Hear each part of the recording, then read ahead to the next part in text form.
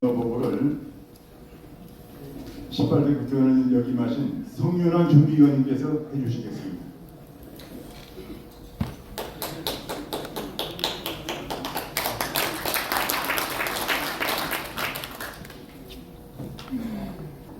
여러 일로 바쁘신 가운데서도 만사를 제쳐두고 자리를 함께 해주셨습니다. 진심으로 감사드립니다. 대한민국은 올해로 건국 75주년을 맞이했습니다. 앞으로 100년을 향해 가고 있습니다. 우리는 건국 직후에 유엔으로부터 한반도의 유일한 합법정부로 승인받았습니다. 대한민국은 2차 세계대전 후 독립한 신생국 중에서 민주화와 경제 발전에 성공해서 선진국의 문턱을 넘어선 단 하나의 국가로 우뚝 서게 되었습니다. 당당하고 자랑스럽다 하지 않을 수 없습니다. 우리 모두 대한국민이라는 사실에 대해서 자부심을 가지도 마땅하다고 생각합니다. 그런데 일부 국민은 스스로를 비하하면서 대한민국의 정체성, 정통성을 부정하는 모습을 보이고 있는가 하면은 국민을 선도해야 할 정치권에도 이승만 대통령을 인정하지 않고 대한민국의 정통성을 폄훼하려는 인사가 없지 않은 것도 사실입니다. 이로 인해서 국론은 분열되고 소모적 논쟁이 끊이지 않고 있습니다. 아시다시피 이승만 대통령께서는 나라의 독립과 건국을 위해서 젊음을 바치셨습니다. 초대 대통령으로서 나라의 깃털을 닦았습니다. 또 공산 세력의 침략으로부터 나라를 구해내셨습니다. 나아가서 한미동맹까지 이끌어내서 부담 없이 산업화에 전력할 수 있는 발판을 놓았습니다. 말 그대로 위대한 지도자라 하지 않을 수 없습니다. 어느 뭐로 보아도 우리 대한민국의 건국의 합법성, 나라의 정통성, 그리고 이승만 박사의 위대성을 의심할 여지가 전혀 없다고 생각합니다. 여러분 이때 박수 한번 치지 않습니까?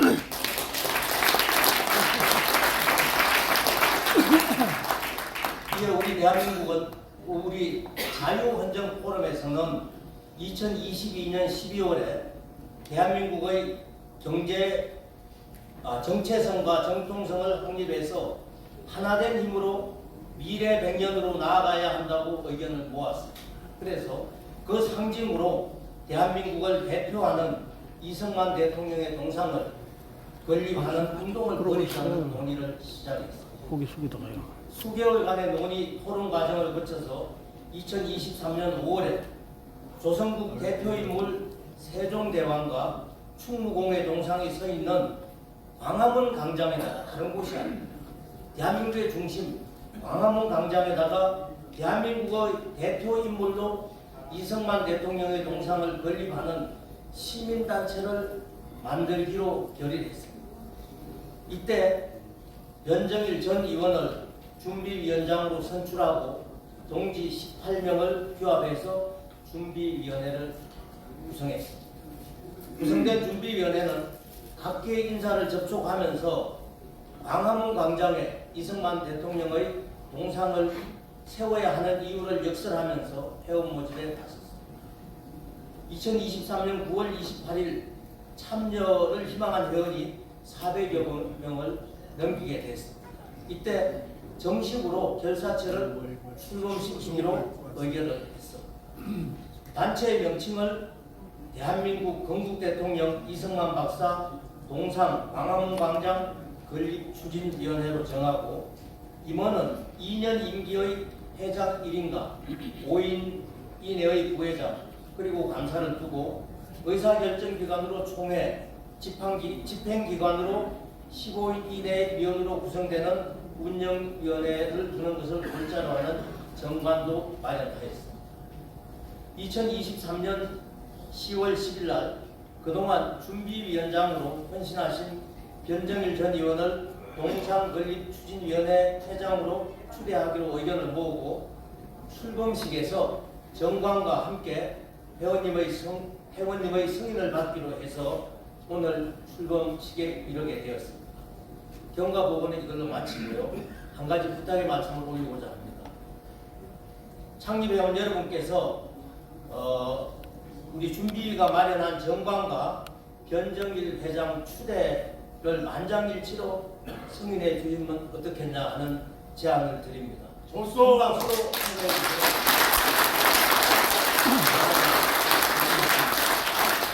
우리 모임의 상임 고문을 맡고 계시는 우리 안경직 전 서울대 교수님을 청해서 듣도록 하겠습니다. 안 교수님에 대해서 잠깐 아는 범위내에서 추가적인 말씀을 드린다면은 저희가 대학 다닐 때가 유신 시절입니다만은 그 당시 운동권 학생들에게는 대단히 존경받는 그런 교수님이셨습니다. 서울대 경제학교 경제사를 강의하셨고 학생들의 인기를 굉장히 모았던 그런 교수님이셨고 특별히 운동권 학생들의 존경을 받았던 교수님이신데 요즘에 대한민국 역사의 정체성을 바로 세우기 위한 그런 활동과 운동에 앞장서고 계십니다. 안병직 교수님 큰 박수로 맞아주십니다.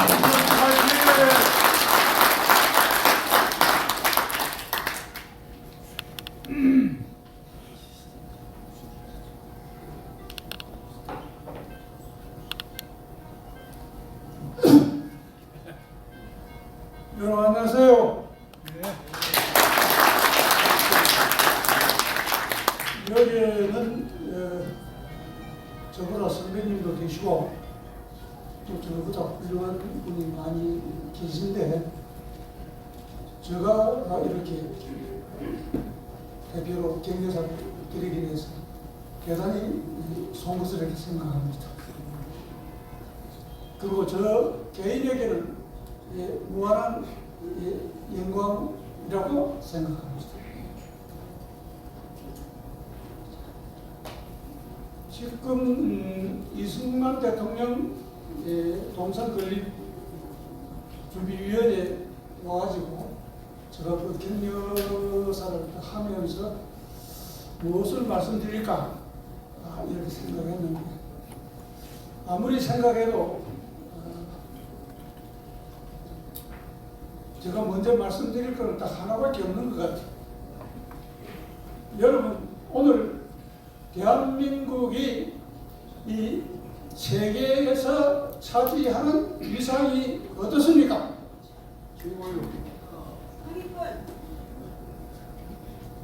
지금부터 약 한 70년 전이라고 하면 대한민국이 정말 저개발국으로서 후진국으로서 아주 캄캄한 뒤떨어진 국가였죠. 그리고 지금은 어떻습니까? 세계 어디다 내놔도 선진국으로서 조금도 손색이 없는 국가가 되었습니다. 이러한 국가를 건설하는 초석을 놓은 분이 바로 이승만 대통령이시라는 것은 뭐 제가 설명을 할 필요가 있겠습니까? 박수.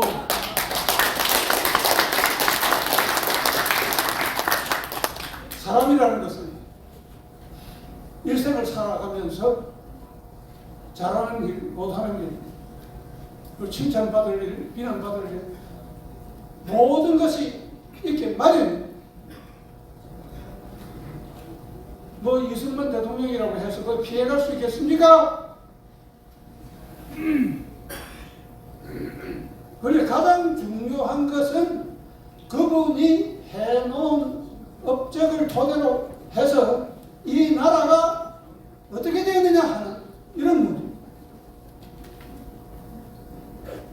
방금 제가 말씀드린 바와 마찬가지로 지금 이승만 대통령이 건국한 이 나라는 세계 어느 곳에 갖다 놔도 모범적이고, 그럼 이승만 대통령은 모범적인 문제였다는 걸 더 말씀드릴 필요가 없지만, 제가 여기서 이제 특히 이승만 대통령의 개인적인 문제에 관해서 조금 말씀드리면, 이승만 대통령은 본래 독립운동을 할 때 군계 일학이었습니다.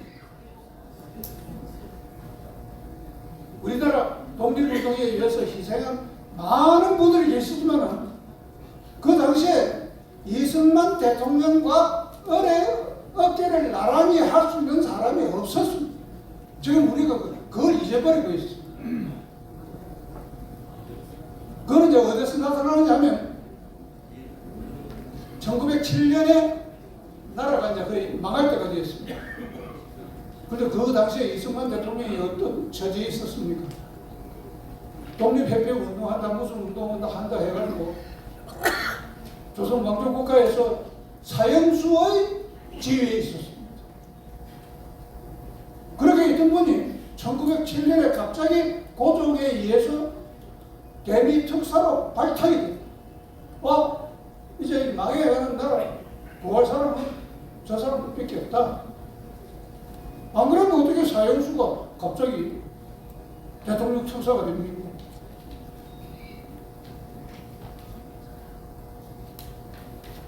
그 다음에 1919년에 3.1운동이 일어났다는 것은 여러분들이 잘 알고 계십니다. 그때 대한민국 임시정부가 세 군데에서 만들어졌어요. 하나는 한성 임시정부, 하나는 상해 임시정부, 하나는 노령 임시정부. 거기에 한성 임시정부의 대통령이 바로 이승만입니다. 상해 임시정부의 대통령이 이승만이라는 걸 여러분들 다 아시죠? 노령 임시정부는 대통령이었고 국무총리인데 이승만 대통령이 바로 국무총리로 추대가 됐습니다. 그러면 이승만 대통령이 독립운동 전상에서 군계일학이라는 것은 이해가 됐습니까? 그리고 해방 직후에 이 나라를 세울 때 여러 가지 나라를 세우는데 노선이 많았잖아요. 그 남북 합작을 해서 뭐 독립국가를 세우고 어쩌다 얘기했는데, 야, 전부 거짓말이야. 다 필요 없어. 남한의 단독 정부를 세우는 거리밖에 없고 반공주의를 묵시로 할 수밖에 없어. 그밖에 없어. 그 외에는 안 돼. 그렇게 해서 이 나라가 된 거죠. 그걸 갖다가 흔히들 역사학자들이 그런 이야기를 합니다. 예, 본래 분열주의자다.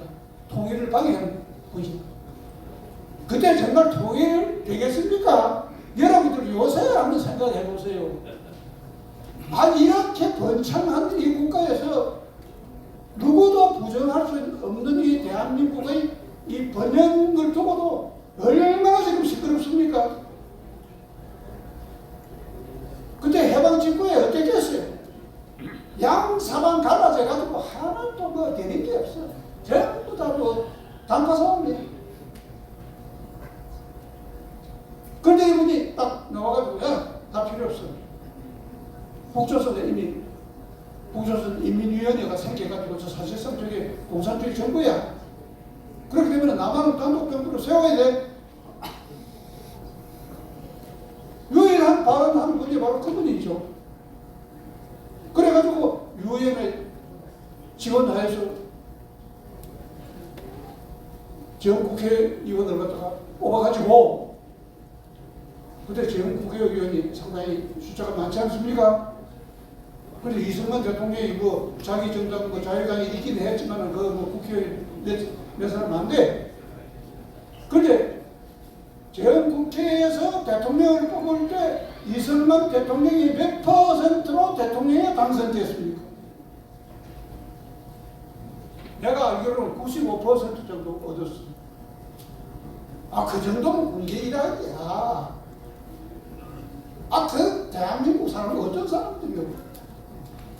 자기 행기가 늙기도 싸우는 그런 사람들이 말이야. 너 95%가 또 이승만 당신이 대통령이에요. 그런데 또 앉혀놓고 그 다음부터는 이제 대통령 하니까 여러 가지로 씹고 어쩌고 이렇게 하더라도 이승만 대통령이 다른 거 다 물리치고 대한민국을 자유민주주의 국가로 건국을 했어. 자유민주주의 헌법체제를 갖다가 만들었고 그런데 언감생심 말이야. 조선 왕조같이 말이야. 중국에 빌붙어가지고 목숨을 빌빌하다 이 국가에서 또 건강전에 일본 식민지였는 이런 나라에서 무슨 자유민주주의냐 이 말이야. 그 국민들이 뭐 이해해서 그때 했겠어요. 그게 오직 이승만 대통령이 그 시간 너무 많이 잡고 그거 끝내겠습니다. 40년간 미국에서 자유민주주의를 운동을 하고 배우고 이랬기 때문에 된 거야. 다른 게 뭐 필요해요?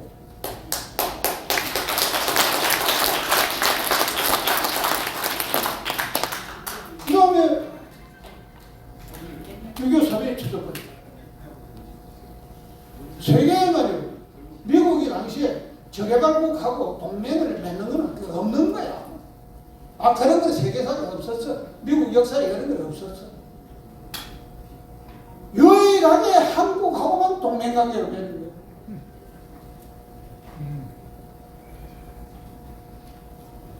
이승만 대통령이 없었으면 그거 되겠어요, 그게.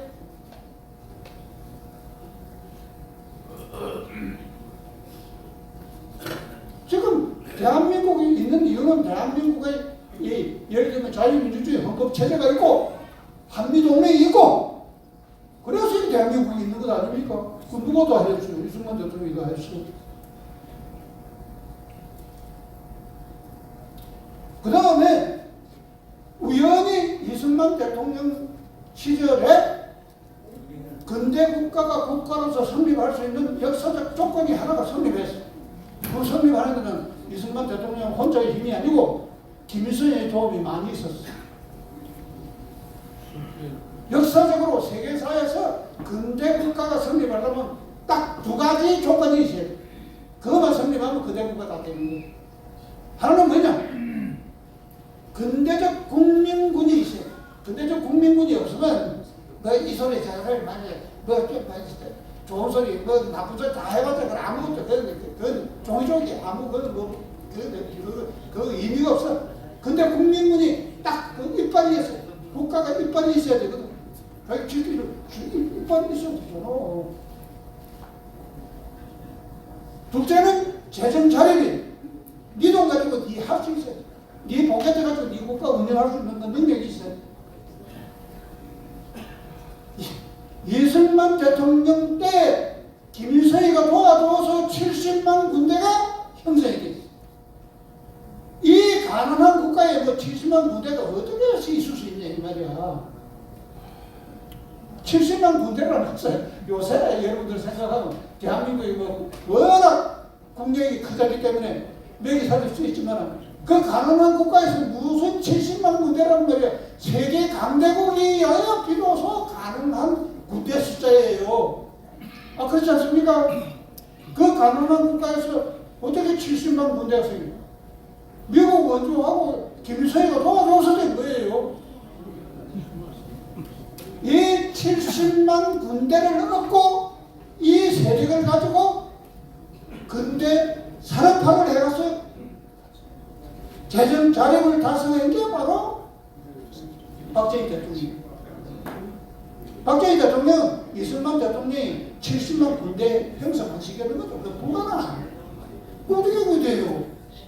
아, 우리나라 얼마나 말이 많은 국가예요. 아, 지금도 그렇고 옛날도 다 똑같아요. 아, 그런데 그게 딱 공항하고 말이야. 한 방향으로 딱 끌고 가려면 70만 군대를 딱 가지고 말이야. 중앙정부를 만들어가지고 말이야. 잔소리 하는 놈들 좀 데리고 와서 좀 부디를 해도 말이야. 그러니까 이승만 대통령도 박정희 대통령도 거리주의를 행사했기 때문에 비난을 받는 거예요. 내가 이제 경제사 중에서 가장 중요한 점은 세계사에서 근대화를 하는 방식이 두 가지 방식이 있어요. 하나는 자율적으로 자기의 역사적 발전 리듬에 의해서 근대화를 하는 국가예요. 그게 이제 뭐 영국이라든지 뭐 미국이라든지 프랑스라든지 독일 이런 나라. 다른 하나의 패턴은 아무런 근대화의 요인이 국내에는 없는데 선진국의 제도를 갖다가 차곡차곡 쌓아가지고 근대화의 조건을 갖다가 만들어요. 그게 바로 대한민국이에요. 어떻게 1948년에 대한민국의 자유민주주의 뭐 실현할 수 있는 뭐 무슨 정치적인 세력이 있어요, 뭐 경제력이 있어요, 아무것도 없어요. 그럼 행실만 딱 갖추어 놓는 거야. 박정희 대통령이 경제개발을 시작할 때 뭐 개발할 수 있는 조건이 있었어요. 아무것도 없어요. 아 그냥 선진국에 가가지고 뭐 차가 넣고 뭐 그런 게 있다 해가지고 겨우 만드는 거예요. 그러니 저 사람 말 듣고 저 사람 말 듣고 해서 뭐 독립이고 뭐 경제발전이고 되겠어? 그냥 지도자가 그냥 앞에 와서 끌고 가는 거야. 그게 바로 권위주의예요. 지금 말이요. 보니까 뭐 영화 보니까 권위주의에 대해서 많은 뭐 변명을 하고 저거 하고 있던데 아 변명할 필요 없어요. 권위주의가 없으면 저개발국은 근대화 안 돼.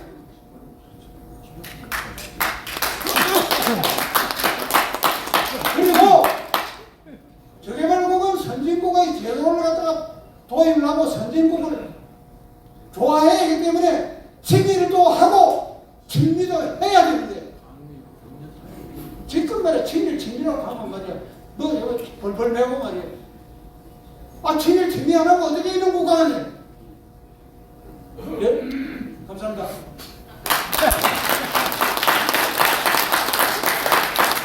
우리 회장님 모시고서 출범사를 듣도록 하겠습니다.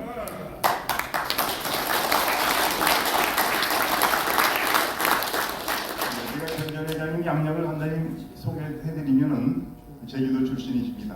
네, 서울국대를 아주 졸업하신 제주도가 천재신데 장관을 역임하셨고 또 헌법재판소 초대 사무처장 역임하셨고 또 삼선 국회의원을 역임하셨고 최근에는 이제 전직 국회의원들이 중심이 된 자유헌정 포럼 여기 상임대표를 지금 맡고 계십니다.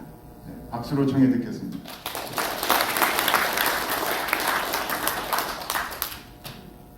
더위 피하고 추석 연휴 피하고 하다 보니까 밀린 일들을 딱 처리하기 좋은 시기가 마침 요때입니다. 그러다 보니까 여러분들 굉장히 바쁘셨을 텐데 이렇게들 많이 와주셔서 정말로 감사합니다. 제가 여러분들이 와주신 성의를 믿고 마음을 믿고 그리고 나라 사랑하는 마음을 바탕으로 해서 열심히 일하겠다는 말씀 우선 드립니다. 감사합니다. 이승만 대통령과 연고가 깊은 인하대학교에 세워졌던 이승만 박사의 동상이 1984년도에 민주화 운동을 한다는 학생들을 위해서 철거된 뒤에 근 40년 동안 만 39년 동안 창고에 처박혀 있다고 합니다. 다시 세우자는 얘기도 물론 있긴 있었지만 실현이 안 됐다고 합니다. 이것이 근래 몇십 년 동안에 우리나라의 정세의 흐름을 표현하는 단적인 사례라고 생각이 됩니다. 그러나 다행히도 최근에 각계에서 이승만 박사에 대한 재판가 작업이 활발하게 진행되고 있고 정부의 지원과 국민들의 호응 속에서 이승만 박사 기념관 건립운동이 김황시 전 총리가 이사장이 돼서 활발하게 진행되고 있어서 퍽 다행스럽게 생각이 됩니다. 그러나 정말 당연한 일이고 당연히 해야 될 일이고 진즉했어야 될 일이었습니다. 그러나 제 기억으로 파고다 공원과 남산에 있던 이 박사의 동상이 4.19 때 철거됐습니다. 그 후 오늘날까지 이 박사의 동상을 서울 시내 번듯한 장소에 세워보자는 얘기를 저는 들어본 바가 없습니다. 들어본 바가 없습니다. 그리고 그런 움직임도 없었습니다. 아무도 소리내서 외치는 사람이 없었습니다. 한마디로 이승만 대통령은 잊혀진 존재로 60년 가까운 세월이 흘렀습니다. 국민에 대한 파급력의 면에서 본다면 기념관 건립은 광화문 광장이나 더 예를 들자면 서울시청 광장 또는 서울역 광장에 우뚝 세워진 이승만 박사 동상만큼의 파급력은 아무리 기념관을 잘 지어도 그 파급력은 이러한 동상에 미치지 못할 거라고 생각합니다. 우뚝 세워진 이 동상들이 오고 가는 국민들의 가슴속을 파고들 거라고 생각합니다. 이 나라가 경제적 번영과 안락한 행복을 누리면 누릴수록 우리 국민들은 이승만 박사에 대해서 감사하는 마음을 가지게 될 거라고 생각됩니다. 그럼에도 불구하고 이승만 박사 동상의 건립의 외침이 그동안 왜 없었겠습니까? 이승만 박사의 동상을 세우려고 하면 극심한 반대가 있을 것이다. 부딪힐 것이다. 매우 어려울 것이다. 성공하기 어려울 것이다. 아직은 나설 때가 아니야. 그러면서 기회를 엿보고 겁을 내고 주저하고 기회를 엿보고 있었기 때문에 그 외침이 없었던 거라고 생각을 합니다. 과연 이러한 반대, 이러한 어려움이 있다고 해서 기회를 엿보면서 세월을 보내도 될 만큼 이승만 박사 동상 건립에 의미가 없는 것인가 하는 의문을 저는 가지고 있었습니다. 그래서 동지들과 의논하고 결국은 광화문 광장 유일의 장상으로 광화문 광장에 세워야 된다는 결론을 내고 그동안 준비를 해왔던 것입니다. 이승만 박사는 1945년까지 해외 망명 생활 30여 년을 한일 독립운동에 전념했습니다. 1941년 6월에 발행된 미국에서 발행된 Japan Inside Out이라는 일본 내막계라는 저서에서 일본의 천황제도와 일본의 군국제도가 합쳐져서 일본이 미국을 곧 침범할 것이라고 예언을 했습니다. 그 예언대로 미국의 진주만이 6개월 뒤에 일본의 침략을 받았습니다. 1952년 1월에는 이승만 박사께서 해안선에서 60마일 이내의 해양 주권을 선언함으로써 독도의 실효적 지배를 확보했습니다. 그리고 이것을 침범한 일본어선 328척을 납포했습니다. 그리고 몰수해버렸습니다. 몰수해서 우리의 해안 경비정으로 이용했다고 합니다. 그리고 일본 어부 4,000명을 체포 구금을 했습니다. 한미동맹 체결된 뒤인 1954년 7월에 아이젠하워 미국 대통령의 초청으로 미국에서 가서 양 정상이 대담하는 자리에서 아이젠하워 대통령이 이제는 한일 국교 정상화를 할 때가 되지 않았습니까? 한일 국교 정상화를 하시죠. 이렇게 이승만 박사에게 권유했습니다. 그 자리에서 이승만 박사는 단호하게 분명하게 말하건대 내가 살아있는 한 일본과의 화해는 없을 것입니다. 이렇게 단호하게 거절해서 아이젠하워 대통령이 화가 나서 회담장을 뛰쳐나갔다는 얘기가 전해지고 있습니다. 이승만 대통령은 결코 친일파가 아니었습니다. 분명히 아니었습니다. 이승만 박사는 국민의 과반수가 사회주의를 선호하는 공산주의와의 대립 상황에서 국민이 주인이 나라, 기본권이 보장되는 나라, 남녀가 평등한 나라, 국민이 정부 형태를 결정하고 자유로운 선거로 정부를 선택하는 나라, 자유민주주의 대한민국을 건국했습니다. 우리나라 한반도 역사상 우리 국민이 한 번도 경험해보지 못한 새로운 나라, 과거의 한반도에 전혀 없었던 새로운 나라가 세워지고 건국된 것입니다. 1948년 유엔총회 마지막 날인 12월 12일 날 대한민국을 한반도 유일의 합법정부로 승인을 받았습니다. 그럼으로써 6.25 전쟁이 발발하자 미국을 비롯한 16개국으로 구성된 유엔군이 한국전쟁에 참전하는 그러한 토대가 마련됐던 것입니다. 1951년 정전협상이 시작되자 한반도의 안전보장이 없는 정전협정 반대 의사를 분명히 표현했습니다. 그래서 한국군 단독으로 북지 통일을 하겠다 이렇게 주장을 하고 미국에 유학가 있는 한국군 장교들을 전부 소환했습니다. 국내로. 그리고 정전협정의 마지막 단계에서 반공포로를 중립국으로 보내기로 하는 협상이 이루어지자 1953년 6월 18일 전 세계를 놀라게 했습니다. 바로 27,000명의 반공포로를 일시에 새벽 2시에 석방을 시켰습니다.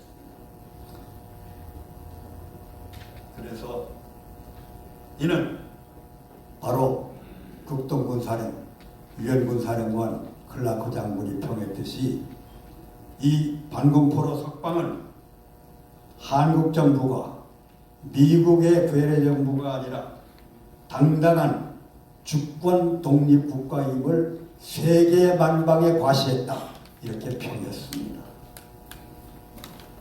그리고 이러한 것들이 발판이 돼서 기어코 한미동맹을 이뤄내서 안보와 한반도의 안보와 경제적 번영의 토대가 마련된 것입니다.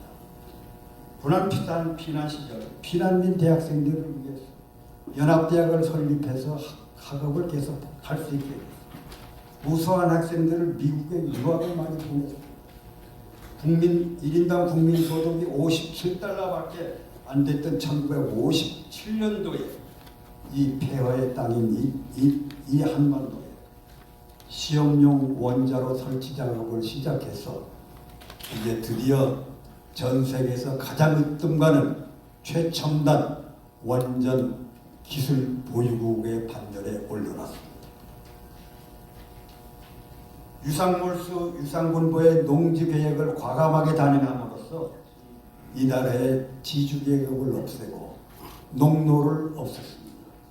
그리고 대주주들은 그 농노 처분으로 받은 자본을 가지고 산업자본에 투자할 수 있게 만들었습니다. 그리고 대한민국의 농민들은 6.25 사변 때 자유민주주의를 수호하는 세력으로 등장이 됐습니다. 1960년 4월 23일 날 이승만 대통령은 4.19 데모를 하다가 부산당에 입원한 부산 학생들을 병원으로 찾아갑니다. 병상의 학생들에게 대통령은 부정을 보고 일어나지 않는 백성은 죽은 백성이지. 이 젊은 학생들은 참으로 장하다. 나도 젊었을 때는 그랬지. 라면서 눈물을 흘렸다고 전합니다. 그리고 일주일 만인 4월 26일 대통령직에서 스스로 하야하고 경무대에서 걸어서 이화장까지 가겠다고 고집을 부렸다고 합니다.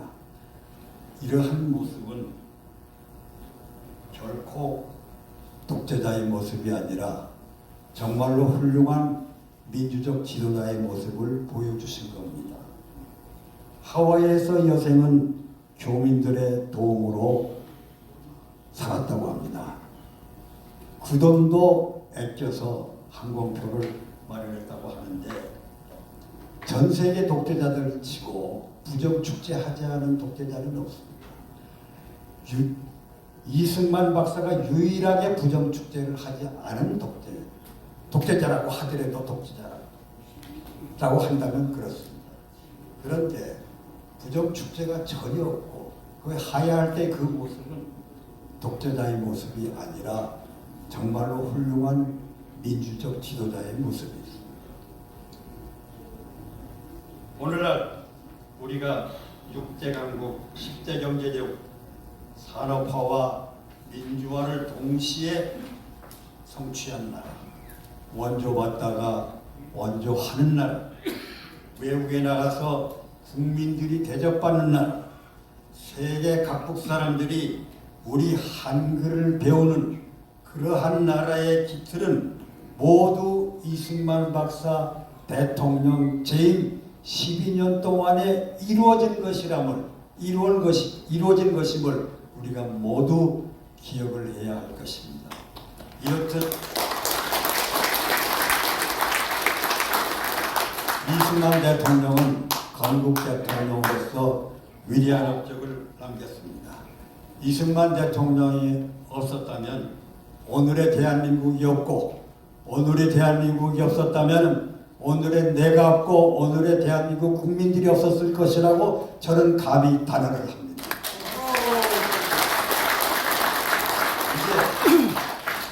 이제 늦었습니다만 이승만 대통령의 위대한 업적에 걸맞는 동상을 국민운동으로 세워야 할 때가 됐습니다. 그 국민운동은 바로 지금 시작되어야 합니다. 반대를 우려하면서 머뭇거릴 때가 아닙니다. 그 업적에 걸맞는 장소는 광화문 광장밖에 없습니다. 광화문 광장에 이승만 건국 대통령의 동상이 우뚝 세워질 때 이 나라의 국민 통합은 이루어질 것입니다. 거짓을 몰아내고 진실을 되찾읍시다. 우리의 역사를 올바르게 되돌려 놓읍시다. 우리 모두 힘을 합쳐서 힘차게 나아가십시다. 이 자리에 오신 모든 분들의 건성을 기원합니다. 경청해 주셔서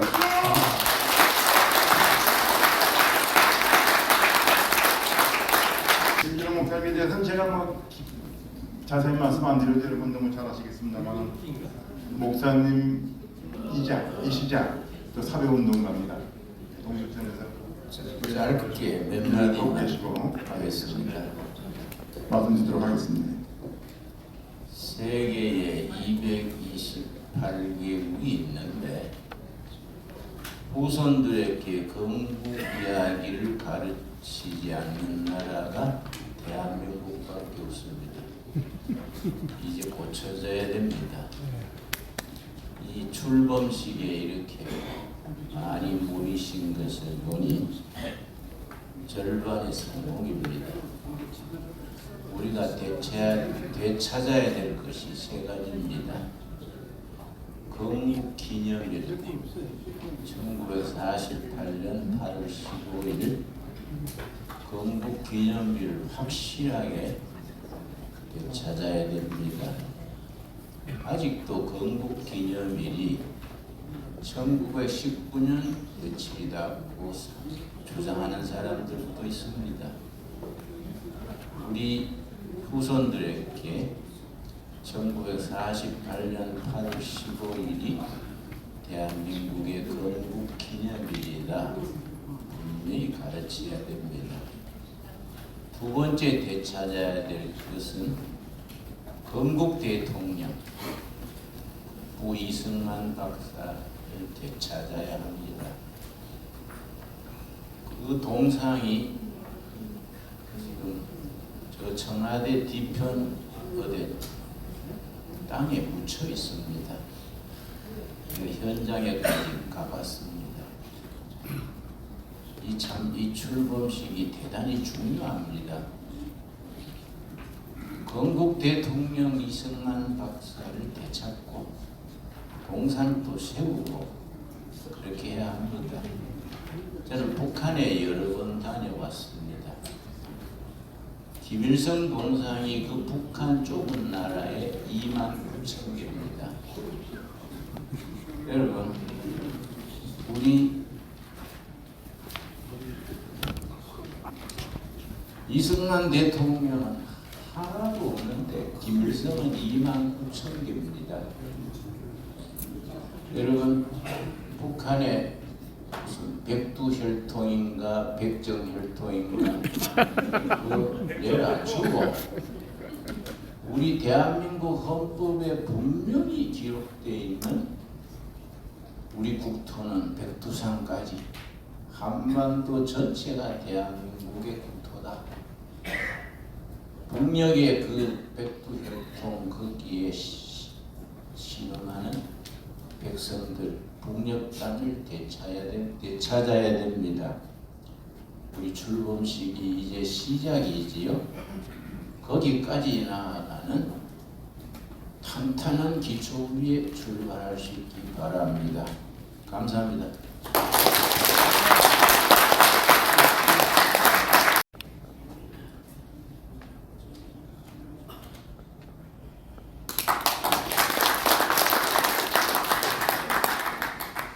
네, 여러분들 반갑습니다. 오늘 이 자리에 저를 내세워서 축사를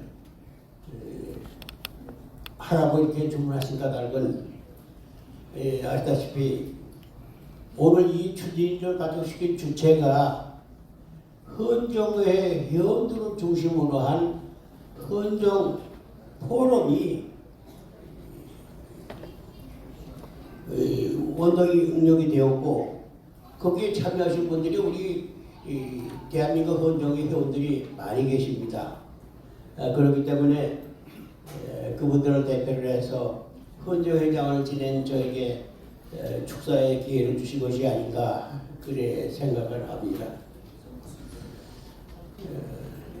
여러분들이 잘 아시는 바대로 지난 6월 28일 날 김황식 전 국무총리를 위원장으로 한 대한민국 이승만 대통령 기념관 추진위원회가 출범이 돼서 많은 국민들의 동참과 협조로 순조롭게 진행되고 있다고 해서 반가운 일이 아닐 수 없습니다. 이와 기회를 같이 해서 오늘 우리가 이 자리에서 뒤늦게나마 이승만 대통령 동상 건립추진위원회를 발족하게 된 것은 굉장히 뜻이 깊고 나름대로 바람직한 일이 아닌가 그런 생각이 듭니다. 여러분들이 아시는 바대로 이승만 전 대통령은 재헌 국회의원이셨고 초대 국회의장을 지내셨으며 초대 대통령을 지내셨습니다. 따라서 당연히 대한민국의 헌정의 회원이시고 또 국부로 모셔야 될 분이십니다. 원래 이승만 대통령에 대한 이 동상은 이승만 대통령이 대통령으로 재임 당시인 6.25 전쟁 중인 1952년도에 이 대통령의 지시로 그분이 하와이에서 독립운동을 하실 때에 우리 한국 교포들을 위해서 설립한 한국 한인 기독학원을 매각해서 그 대금과 또 교민들이 겹출한 성공을 종잣돈으로 해서 설립한 인하 국가대학, 후에 인하대학으로 변경이 됐습니다만 그 교정 내에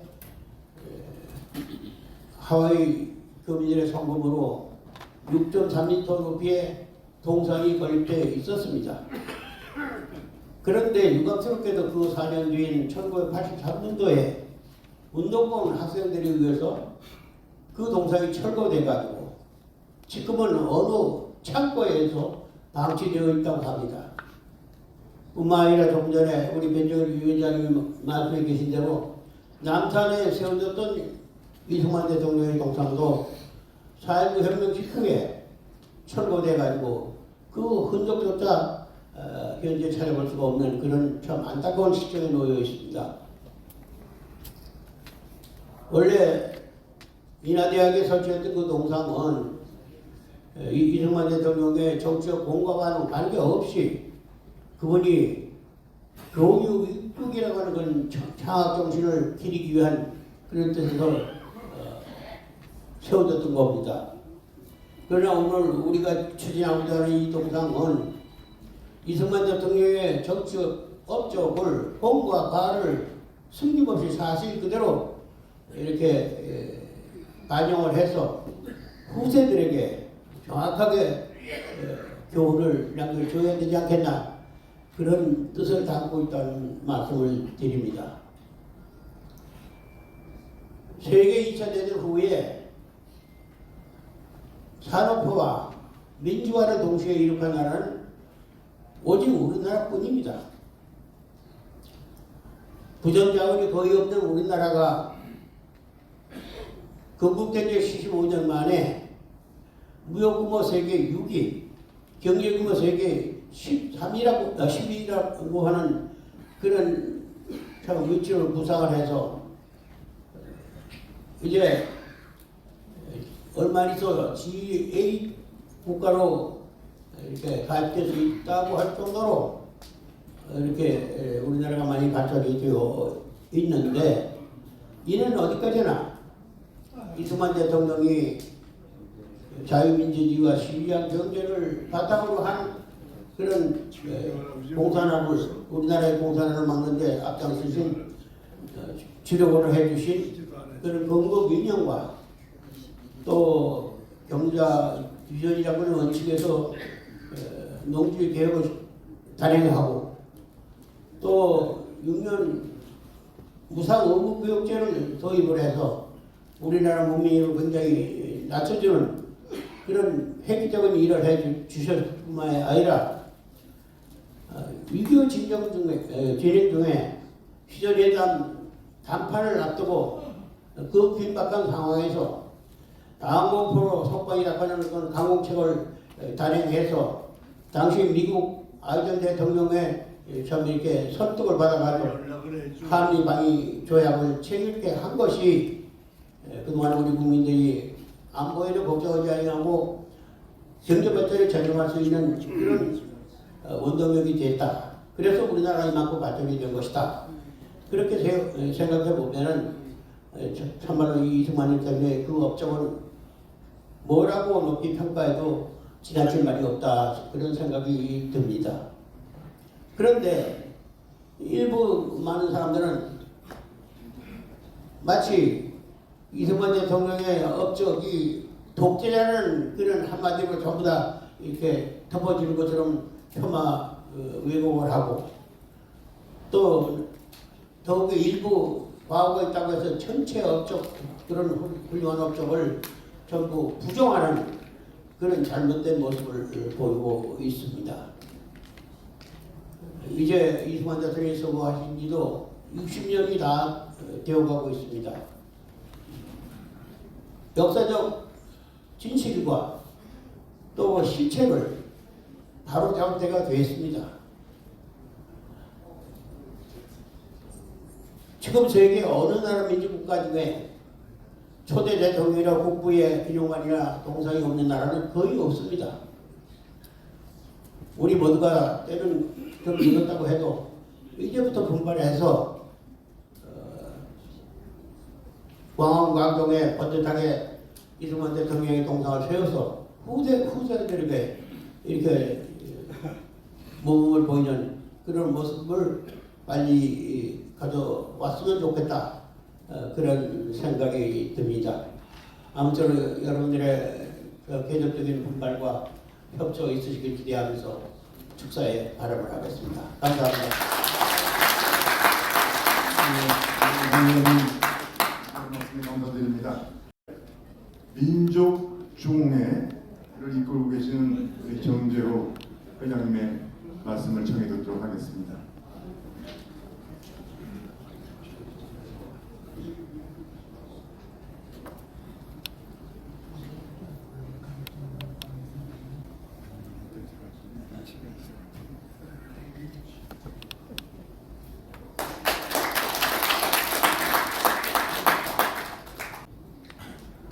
오늘따라 우리 애국가가 왜 그렇게 슬프게 들립니까? 까다는 건 모르겠습니다. 아직도 이 노안에 뜨뜻한 눈물이 고여 솟았습니다. 노안이라는 표현이 늙은 요자로 썼습니다마는 제 나이 불과 94살입니다.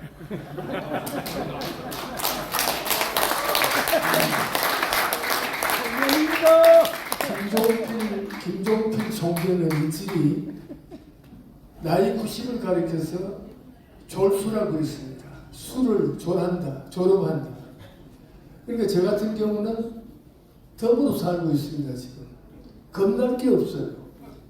해볼 거 다 해봤고 남은 것은 일후월심 나라 잘 돼서 우리 자손들이 마음 단단하게 먹고 바깥 세상으로부터 업신여금 당하지 않는 나라, 살찐 나라 만들면 좋겠다는 단순한 욕심을 포기하지 않고 있습니다.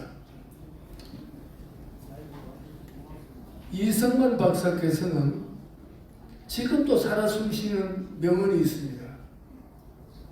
어쩌면 그 시절 오늘을 내다보고 하신 말씀은 아니겠지만은 타고난 DNA와 선각자적인 요체를 갖고 태어나신 분 아니고서는 그런 짧고도 굵직한 명언을 남길 수 있을까 지금도 골똘히 생각해 봅니다.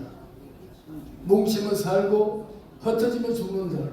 오늘 대한민국의 현주소야말로 바로 그 어른이 선포하신 뭉치면 살고 흩어지면 죽는 시간입니다. 동의하십니까 여러분?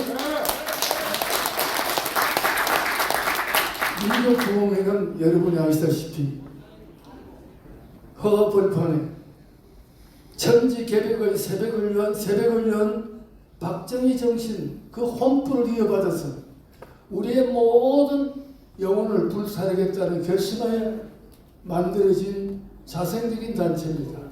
법적인 단체도 아닙니다. 누구의 간섭도 안 받겠다는 배짱 하나로 48년 동안 이미 단체로 존재합니다. 우리 한 사람 한 사람 호주머니 회비를 가지고 운영하고 있습니다. 자랑스럽게 하고 있습니다. 이승만 박사께서 만국의 서러움을 안고 자진해서 옥살이를 청하고 미국으로 건너가신 그 혁혁한 발자취는 이루 말할 수가 없습니다. 한편의 대하소설이고 대서사십니다. 그거를 이 자리에서 다시 주름 잡고 편다는 것은 어리석은 일이고, 다만 한 가지 명백한 것은 그 어른이 아니었더라면은 대한민국 존재하지 않습니다. 그 어른이 나라 세움의 뿌리를 자유민주기본질서와 시장경제로 못을 박았습니다. 자칭 남쪽 대통령을 자부하는 문재인 전 대통령은 취임 100일째를 맞아가지고 조국 민정수석을 앞세워서 개헌 이사를 발표할 때 하필이면 굳이 자유민주기본질서라는 단어 가운데 자유를 뽑았습니다. 그때 역풍을 만나가지고 개헌 모사를 포기했습니다만 그 한 가지 소행만 가지고도 문재인 대통령의 내면 속에 깊숙이 감추어진 이념의 색깔을 우리는 끄집어낼 수 있었습니다. 그리고 또 하나, 이승만 박사를 논의하는 가운데 그러한 잡범 따위의 이름을 거명한다는 것이 욕됩니다마는 진정한 애국심은 분노할 때 분노할 줄 아는 그 사고야말로 애국심의 정체성입니다. 그래서 말씀입니다. 이재명 같은 분이 이 박사를 가리켜서 뭐라고 말씀하십니까? 기억납니까? 친일 반민족이라고, 친일 반민족자라고 했습니다. 감히 이승만 박사를 향해서 친일이라는 단어를 붙이는 그런 버르장머리 없는 자가 지금 모든 것을 주름 잡고 있습니다. 여러분, 나는 이 나이에 덕정인의 불행을 고소하게 생각하는 그런 못된 사람이 아닙니다. 마음씨가 매우 착합니다. 그러나 이럴 때 분노할 줄 모르는 국민이 있기 때문에 나라가 지금 어려운 겁니다. 동의하십니까? 네.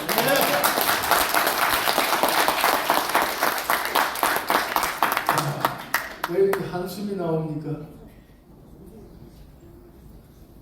내 심장이 떨리는 까닭은 비록 나이 탓이 아닙니다. 너무나 지금 못되게 돌아갑니다. 세상 돌아가는 민심도 세월이 녹으니까, 세월이 녹있으니까 민심도 더불어 녹이 슬어가고 있습니다. 우리의 마음의 주름살을 오늘 이 순간부터 활짝 펴고 일편단심 우리 자손들을 위해서 우리가 건강해야 됩니다. 하루라도 더 오래 살아야 됩니다. 그냥 오래 살아서 소용없습니다. 건강하게 오래 살아서 우리 자손들이 가슴을 펴고 자랑스럽게 대한민국을 노래할 수 있도록 우리가 큰 일을 저질러야 됩니다. 우리가 일을 저질러야 됩니다. 오늘 변정인 동지가 어렵사리 일을 펼쳤는데 우리 더불어 공부자가 되십시다. 그래서 멋지게 한번 해보십시다. 그것이 제가 여러분께 해드리는 추천입니다. 그리고 한 가지만 말씀드리고 제 못난 얘기를 끝맺겠습니다. 속담이라고 흔히 많은 말들을 합니다. 우리나라가 속담의 횟수가 36,705가지입니다. 세계에서 속담 강국이 스페인입니다. 거기에 한 700 몇 개가 우리가 모자랐는데요. 그 중에서도 멋진 속담이 많습니다. 그 중에 하나만 골라서 오늘 이 뜻깊은 자리에 마지막을 장식하고자 합니다. 조상 음덕을 모르는 19석 장독대에는 온유월 햇빛도 외면한다고 했습니다. 지금 우리가 그런 꼴을 당하고 있습니다. 여러분, 마음속으로 함께 건국 대통령 이승만 박사를 노래하면서 승리의 전력으로 함께 달려나가십시다. 고맙습니다.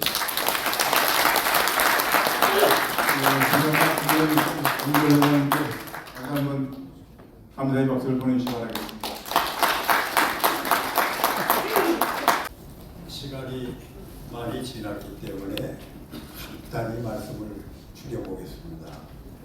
우선 이 추진위원회를 만들어서 앞으로 어떻게 운영하려고 그러는가 여러분들 의문이 생길 겁니다. 우선 재원은 국민 성금을 모금하는 일은 안 하려고 합니다. 왜냐? 그 자칫 기념관 건립 사업에 방해가 될 수도 있고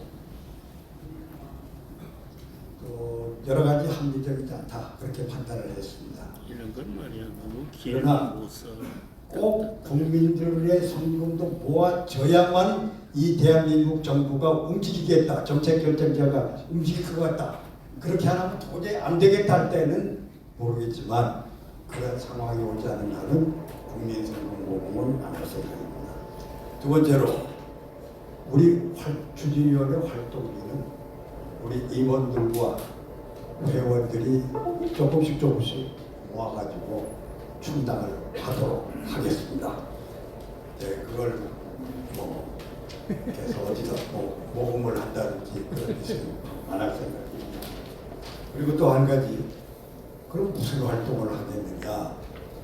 우선 많은 얘기가 나왔습니다만 여러 가지 예상되는 그 어려움이 많이 있기 때문에 그러한 어려운 문제들을 하나씩 없애가는 기초 작업을 하려고 합니다.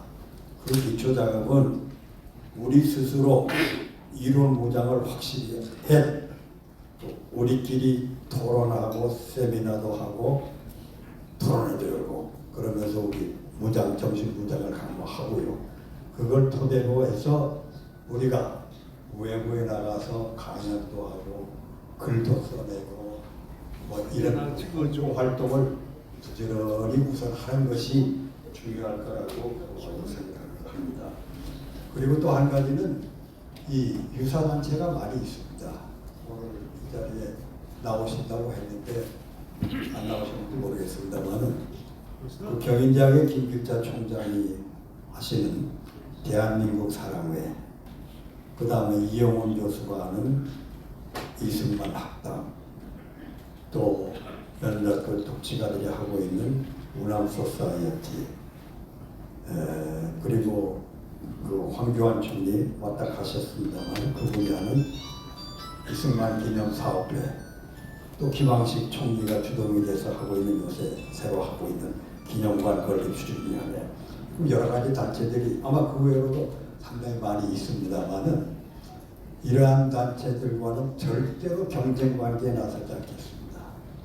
저희가 이거를 감히 하고자 했던 것은 그러한 단체에서도 이승만 박사의 동상을 세우자는 얘기는 없었기 때문에 저희가 나선 겁니다. 그래서 그 점을 좀 절대로 경쟁 관계에 서지 않고 협력하고 도울 일이 있으면 도와드리고 그럴 생각입니다.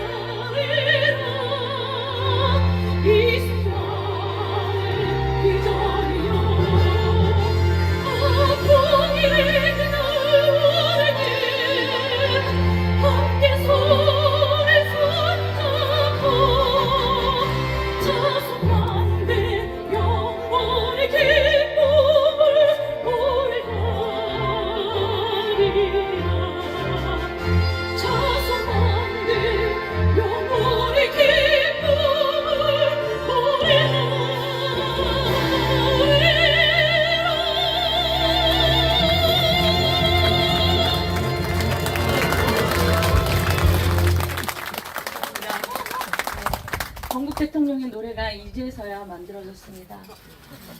많이 전 국민이 애창하는 그런 노래가 되길 바라고요.